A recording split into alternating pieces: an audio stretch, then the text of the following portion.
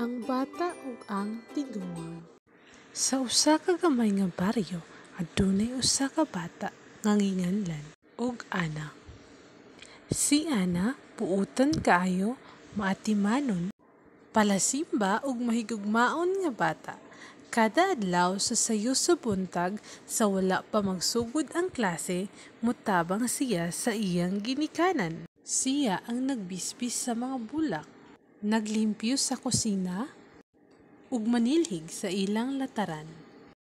Mahilig usab siya mutabang sa iyang mga silingan kung adunay uban nga nanginahanglan og tabang, mutabang siya nga walay pagduha-duha. Tungod niini, gihigugma siya sa mga tao sa baryo. Ang mga ginikanan ug mga maestra sa eskwelahan mopadayag gayud sa ilang pagpasalamat tungod sa kaayo ni Ana. Usa ka adlaw, samtang nagpanilhig si Ana sa ilang gawas, nakakita siya ug isa ka tiguang nga nagbitbit og daghang dala, mga prutas, gulay ug uban pa.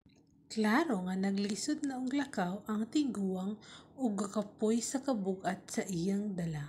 Sa pagkakita ni Ana, miduol dayon siya sa walay paglangan. "Lola, pwede kang mutabang nimo? Murag bug-at na gyud na imong gipangbitbit." "Salamat bata, kabuotan gyud nimo. Lahi ra gyud ko sa una, kusog pa ko, pero karon tigulang na ug dali nakapuyon.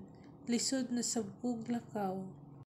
Gikuptan ni Ana ang uban niyang dala ug mitabang siya nga mukuyog hangtod makaabot sila sa balay sa tiguang.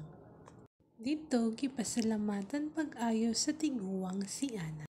"Padayon sa imong pagkamatinabangon, Ana.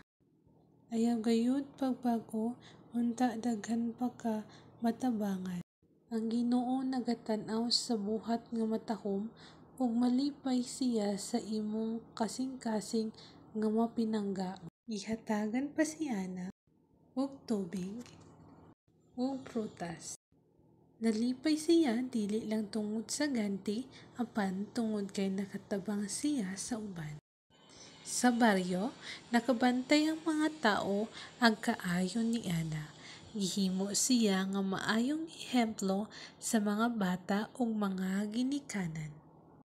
Gitudlo siya sa eskwelahan nga modelo sa maayong pamatasan. Ang moral nga pagtulun-an.